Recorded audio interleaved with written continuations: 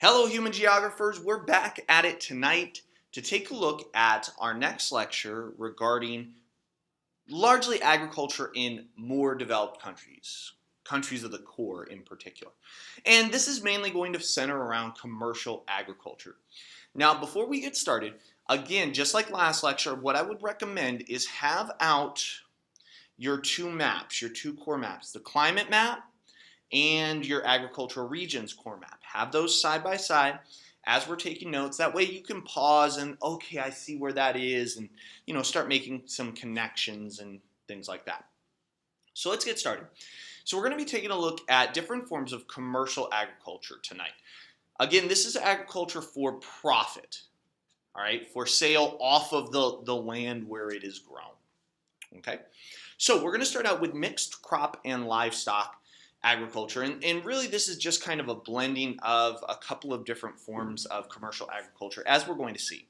And so as a result, we're going to see it in a variety of different places, typically mid-latitude climates, both warm and cold. It really kind of depends on what crop you are growing.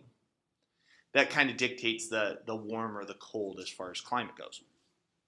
Now, in mixed crop and livestock, most of the crops go to the animals. In fact, most of the grains that are produced here in the United States, grains being, wheat, corn, things like that, are fed to the animals. And that could be on a feedlot. We haven't defined that yet. We will next lecture. But essentially it is to fatten up the animals. The animals produce manure. The manure is then recycled as a form of fertilizer to help with soil fertility to then grow more crops. And so there is a cycle there. You feed the animals, you use an animal byproduct to help create more feed for the animals. So that's our cycle. So really most of the land is devoted to the crops, because they take a large amount of area. But most of the income, because that's what we're talking about, it's commercial agriculture, most of the income comes from animal byproducts, all right? So that's going to be milk, it could be meat, it could be hides or fur or whatever it is. That's what's producing the profit for these commercial farmers. In the United States, we see two major types of crops that are used, especially for animal feed, and those are corn and soybeans. And so the map that you see here is a map of the Corn Belt, and the Corn Belt stretches from the western part of Ohio into the Dakotas, especially through areas like Illinois and Indiana, especially Iowa. And then we also see parts of Nebraska into Colorado. So there are some areas that it extends even further to. But we used this as an example earlier in the year of a formal region, a certain degree of homogeneity, because there's a certain degree of uniformity that in terms of where corn is grown here in the United States. Next form of commercial agriculture we're going to talk about is dairy farming. So it's kind of a logical next step from mixed crop and livestock. Dairying is the, quote, farming and sale or distribution of milk and milk products. And typically this is found in cold mid-latitude climates, colder mid-latitude climates. We're not talking the Arctic. We're talking just, a little bit colder. So areas like northern United States, from New England, so the Northeast, into the upper Midwest, but also areas of California as well. In addition to that, some other regions of the world that would be helpful: northern and western Europe especially, and southeast Australia and northern New Zealand. Now, it is important to note that those regions, northern US, northern and western Europe, southeast Australia, these are where large population centers are as well. Because, and this allows us to introduce another one of our vocabulary terms, the milk shed is the area surrounding a city from which milk is, or to which milk is supplied. All right. So the closer you are to the milk shed means that you're going to get more fresh milk. Whereas the further you are from the milk shed, you're going to get more butter, cheese, milk products. Okay. And that's a big reason why we still see a lot of dairy farming in the upper Midwest, is because it's fairly centrally located. You're able to get it out to a lot of areas very, very quickly. But that's going to be part of this. Hey, I had a talk with one of our teachers who lived in Hawaii, and it's a great example. If you've ever been to Hawaii and had to buy a carton of milk, it's remarkably expensive because in order to get fresh milk there, it costs a lot to transport, and because it is further removed from the dairy farms of the mainland United States, it's not going to be fresh as long. So there's a lot of different elements that go into this. And so when we take a look at this is an image that we used earlier this year to look at a milk shed around the city of Cincinnati in Ohio. And I'd like to ask you guys, what type of region is this? We said the Corn Belt was a formal region. What type of region is this? Good practice as we gear up for the AP exam. So it's important then to mention, well, why? Why does this milk shed concept exist? And it's twofold, and we mentioned it a little bit on the last slide, was that milk is very expensive to transport because it's heavy. It can't be packed together more tightly because it's liquid, has to remain cold, and has a relatively short shelf life. And so those two things combined mean that there's a very limited area that we can distribute fresh milk to. Now, milk products allow us to spread more widely, right? And so those are going to be your dairy products and things like that.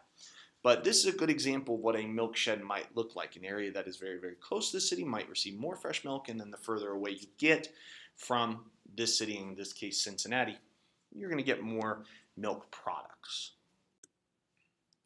And so we take a look at a map of milk production. This is looking at change over time from the 1980s and then into the 2000s. And what I would like you to do on this slide is, take a second. What are some things that you observe? Especially, what regions changed the most? We mentioned the Northeast. We mentioned the Lake States, Wisconsin. And I always love this reference because, I always like to tie in a little bit of popular culture as well. Anyone know the National Football League team from the state of Wisconsin? The Green Bay Packers. And what is the symbol of the Green Bay Packers that their fans love to wear on their heads? It's a block of cheese.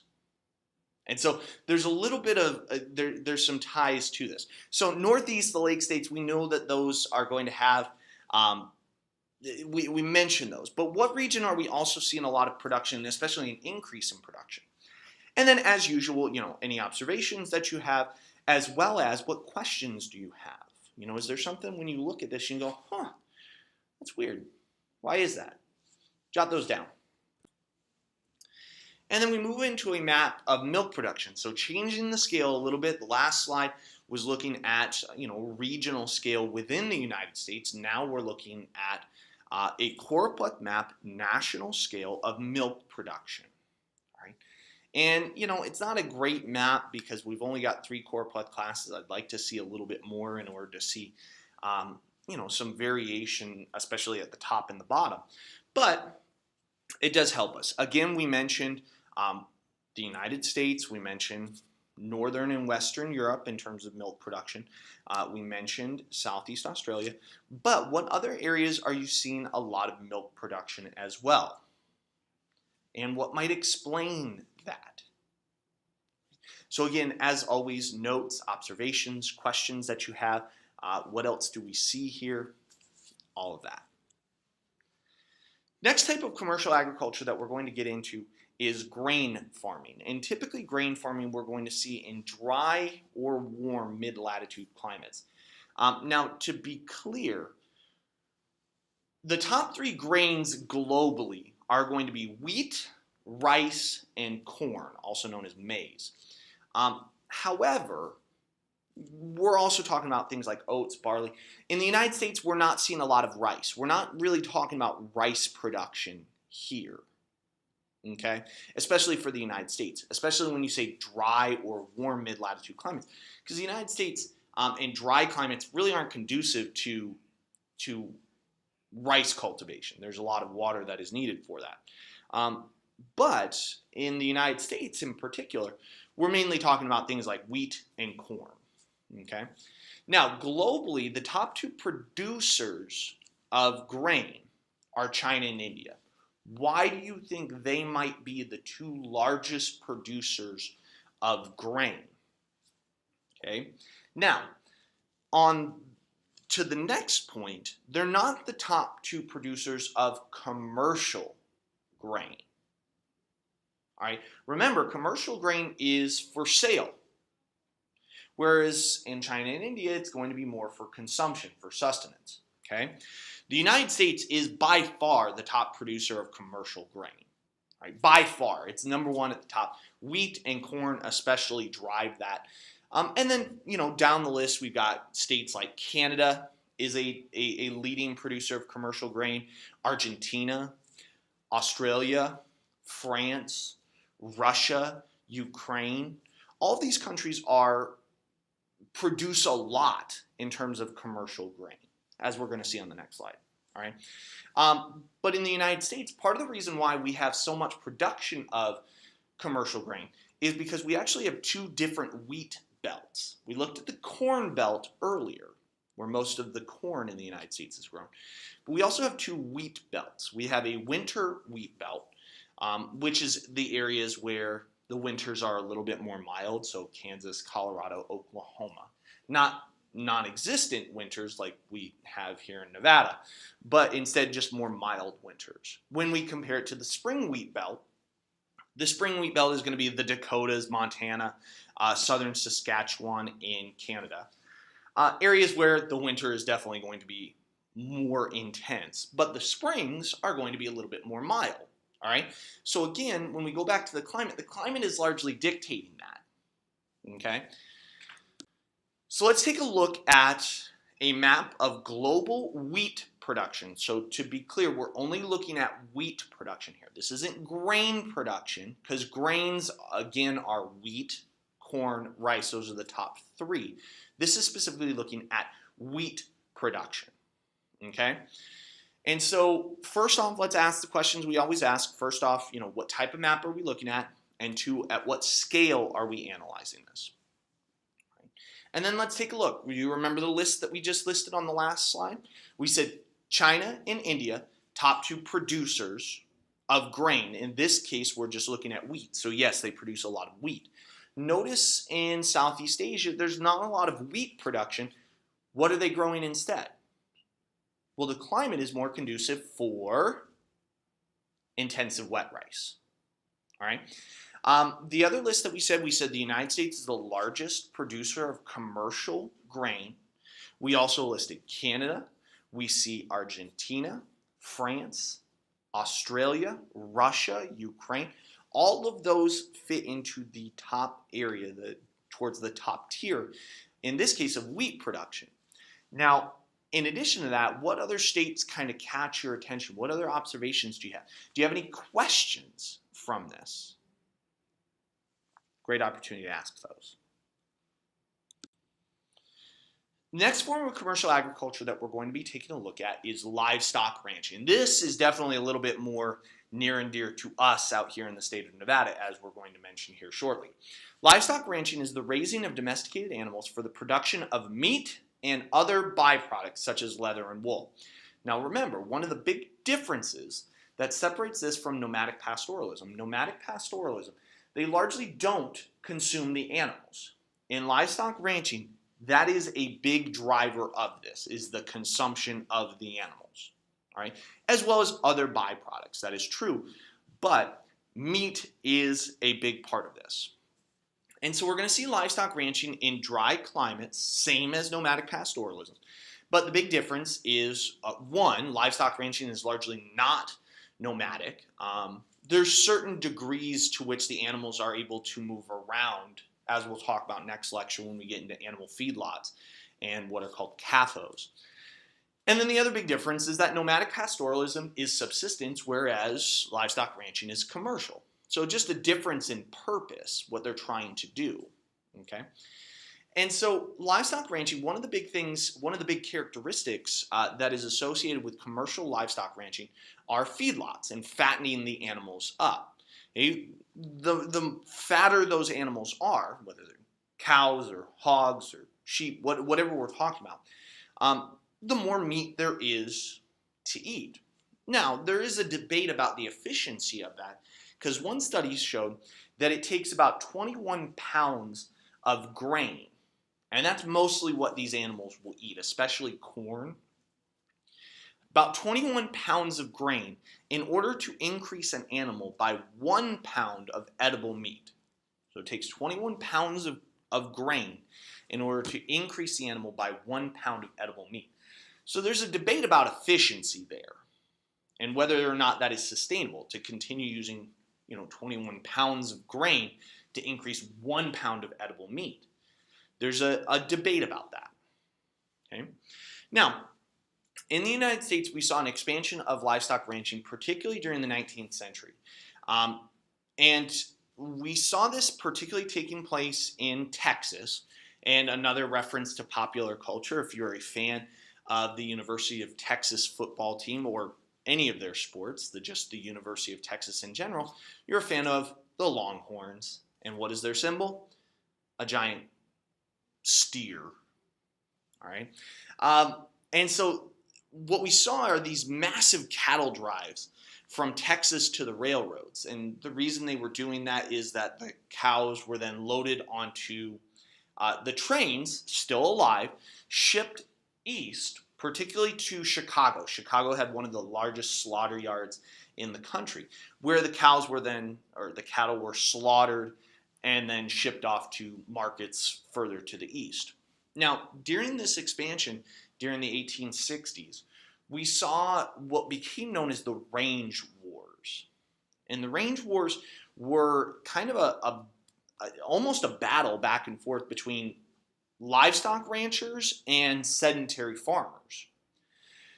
Because as those cattle were driven north, still alive, what do they have to do? They have to eat. So what are they going to eat? Well, they're going to eat whatever they find. And if you were on someone's farm, you might be eating their crops. And so there was a battle here between livestock ranchers and sedentary farmers. And it led to the production of a particular good that was directly intended to impact livestock ranching, and that is barbed wire. Sedentary farmers constructed these barbed wire fences to try and keep cows out. These cattle drives north tried to keep them out. And so the region that we saw most of these cattle drives taking place were like the parts of Texas and into the Great Plains. And you can see the Great Plains outlined there with the dotted line. It's a regional term that we have to be familiar with, and it stretches all the way from kind of the northern parts of Texas through Kansas, Colorado, Nebraska, Wyoming, the Dakotas, Montana, and even into southern territories or provinces in Canada, Alberta, Saskatchewan, Manitoba. Those are all part, at least in small part of the Great Plains. And so the Great Plains were associated with these cattle drives further north. And again, they were driven north to meet up with railway lines. And these railway lines then would ship the cattle, still alive, off to the east. And that's going to be important as we start introducing some agricultural theories later on during this unit. Keeping the animals alive, because that cuts down on transportation costs. It is cheaper for the livestock ranchers to drive their cows north alive than it is to ship them already dead. And so in taking a look at this map, this is a map of livestock ranching here in the United States. All right, so first off, let's ask a couple questions. What type of map are we looking at? And it should be noted that this is more of a dot distribution map. All right, that the cluster of dots symbolizes more livestock ranching, and the scale that we see subnational. And we can still see that most livestock ranching operations are still in that region of the Great Plains. So northern Texas, Oklahoma, Kansas, Colorado, Nebraska, we can see all these areas. All right? And remember, we also mentioned kind of crossover between livestock ranching as well as mixed crop and livestock. So we can see the areas where there is some crops being grown, like Iowa, Nebraska, those crops being fed to animals to fatten them up. We know that that is happening, all right? So since we're talking about livestock ranching, we have to talk about agriculture in the state of Nevada. So let's get started. Agriculture in the state of Nevada, we are 49th in agricultural output. So we got to do it. Let's ask the question, who's number 50? Because that's what we really care about, right? We don't care about the other 48 that are ahead of us. We just care who's behind us. So who is it? What do you think? It's not Alaska. Everybody always thinks it's Alaska. It's not. Number 50, any guesses? Rhode Island. Rhode Island is 50th. All right, tiny, tiny Rhode Island. So let's give you some numbers to back this up, all right? During all of 2013, agriculture provided $134 million to Nevada's state economy, $134 million during all of 2013. During 1 month during 2014, May of 2014, gaming in Clark County alone provided $754 million to the state economy. Agriculture, all of 2013, $134 million. Gaming in 1 month in Clark County, $754 million.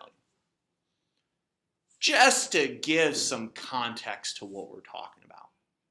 But we do engage in agriculture here in the state of Nevada. Livestock ranching is our leading agricultural industry, and even our leading cash crop is associated with that. Alfalfa hay is grown primarily for the livestock to eat.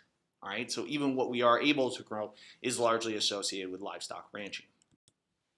And in fact, our state agricultural bureau has put out the agricultural commodities that we have here in the state of Nevada, trying to I guess, make the case that we do a lot, even though we just saw the numbers and we really don't.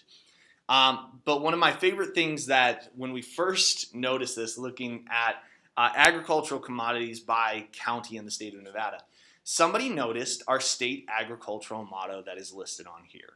And that is, for the state of Nevada, people grow things here. That is our actual state agricultural motto. If you don't believe me, it's on license plates. People grow things here is actually on license plates here in the state of Nevada. You can, next time you go to the DMV, when you go to take your driving test and they ask you, hey, what license plate would you like? You're like, I would like the agriculture one, please. Because people grow things here. So again, really what we're just trying to point out is livestock ranching, state of Nevada, what we're doing is supporting that from the agricultural side, albeit not very much, but a little bit. All right, back into other forms of commercial agriculture. And now we're talking about a type called Mediterranean agriculture, and we have a definition.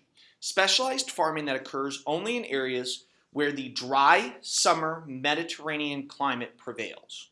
So obviously we can probably go ahead and guess that countries around the Mediterranean Sea engage in this type of agriculture, hence why it's named that. So, Southern Europe, North Africa, Western Asia, but some other areas that have this warm mid-latitude climate, and what they need is moist and mild winters. So there has to be moisture, it still has to have rainfall, but mild winters. We're not talking about rain falling in the form of snow here, okay? And hot, dry summers, all right? So again, Southern Europe, North Africa, Western Asia, as well as regions like California, Central Chile, Southwest South Africa, and Southwest Australia, all right? Notice that all of these, with the exception of the Mediterranean region, are generally on the west coast. California, central Chile, west coast of South America, southwest South Africa,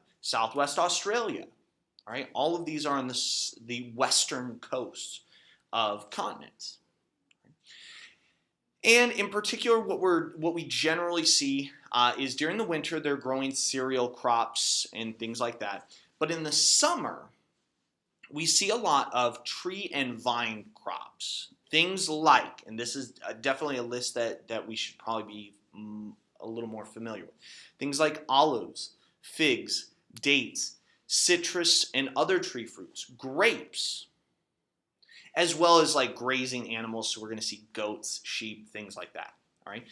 But the great example that's kind of connected here, when you think of Italy and you think of the agricultural commodities that are coming out of Italy, what are some of the things that you think of? Most students will jump to things like olive oil, produced from olives, and wine, produced from grapes. And these are both products of the Mediterranean style of agriculture. All right? And so there is a crossover here where we get to introduce a concept called horticulture. And that's going to be, we're going to mention that on a couple other slides as well. Okay? And that is the growing of fruits, vegetables, and flowers. And when we take a look at what's happening with Mediterranean agriculture, it is a form of horticulture as well. Another form of horticulture that we're going to see is commercial gardening. Now, commercial gardening typically is going to take place in areas that are a little bit more humid, and they must have access to markets. It's of vital importance, because in order for it to be commercial, got to get it to the people, right? And so we have to have access to markets, which is why we're going to see a couple of vocabulary terms associated with commercial gardening. And those are market gardening and truck farming. So let's define those. All right. Market gardening is the small-scale production of fruits, vegetables, and flowers. So again, horticulture, but on a smaller scale, as cash crops and sold directly to local consumers.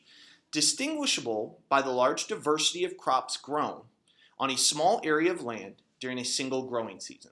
Labor is done manually.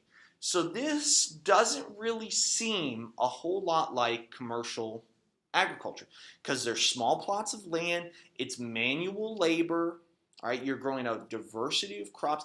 This doesn't really sound like commercial agriculture, but it is, because again, what's the purpose?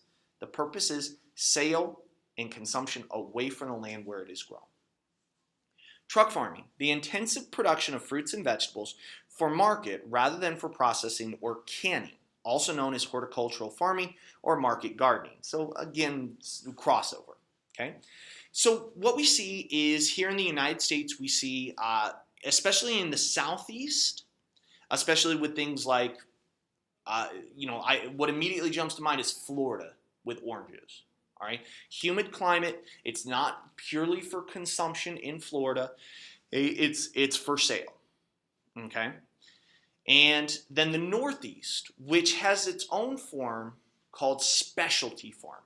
And specialty farming is really going to focus on really unique crops that aren't widely grown, and as a result tend to be a little bit more expensive, but are in high demand, especially in core countries and MDC countries. So some of these crops might be things like asparagus, peppers, mushrooms, strawberries, all right? Things that aren't necessary for day-to-day living, but that, especially if you have disposable income, if you have a little bit more money, you're willing to spend that on these types of crops. Next image, I think is a really good one. I've debated with making this a core map here for the United States. This is looking at agricultural production here in the United States. And basically everything that we talked about throughout this entire lecture comes down to this one slide. All right. You see the corn belt, you see the dairy belt, you see the two wheat belts, you see livestock, you see Mediterranean agriculture. We can see the commercial gardening that we talked with the Southeast being humid. We can see up the East Coast Okay? And so there's a lot of different things here. So I want to pause for a second and ask you guys, what are some notes? What are some things that jump out? What are some things that you observe? What are some questions that you have? Because again, those are really important as well. All right. So take a moment to kind of break this down. What are some of the things that you notice? Last type of commercial agriculture that we have to talk about is aquaculture. Aquaculture is farming of cultivated fish and shellfish under controlled conditions in contrast to the harvesting of wild fish and shellfish. Now, this has largely been driven by the fact that we've seen some areas overfished. So the world's oceans are divided into basically 18 different fishing regions, which you'll see on the next slide. And a couple areas have been badly overfished. Now, globally, fish make up about 6% of the protein that people eat globally, about 6% of the protein. Okay, but in areas like East Asia, it's over 25% of people's protein intake. And so we see variations in level of demand as part of this. And so as areas have become overfished, we've seen a rise in aquaculture, otherwise known as basically fish farming. All right, growing fish in much the same way that livestock ranching is practiced with other forms of livestock. It's basically, livestock ranching for fish is basically what we're talking about. So the couple of maps that we have here, both of these maps are looking at fishing production. All right. Now the top map, let's ask the question, what type of map are we looking at and at what scale? And you'll notice that this is a Choropleth map at the national scale. Now the bottom map, what type of map are we looking at? This is a graduated symbol map. Hopefully you didn't say dot distribution. It's a graduated symbol. And as far as scale, we would say that these are the major fishing regions. We mentioned that the world's oceans are divided up into these major fishing regions. And the graduated symbol, the size of the circle, denotes how much fish is produced from these respective regions. So we can see the areas that have used a lot of their fish. Okay? And what this has given rise to is aquaculture. And so again, in much the same way that livestock ranching can tend towards feedlots to fatten these animals up in confined settings, that's what we're seeing here. All right, and it's really difficult to see, but on that top left image, there's a pier kind of running down the middle of that, and people are walking on it, just to give you a sense of the scale with which we're talking about. And so these are areas where fish are cultivated, fish are grown very, very quickly, fattened up very, very fast for consumption. And that's the commercial side of this, is to sell and to make money through the sale of fish and fish-related products. All right. So we're going to leave it off there. Our next lecture, we're going to be looking at agribusiness. So there's a very quick tie-in into what we've been talking about today in our next lecture on agribusiness. So I'll see you guys in class. Have a wonderful evening.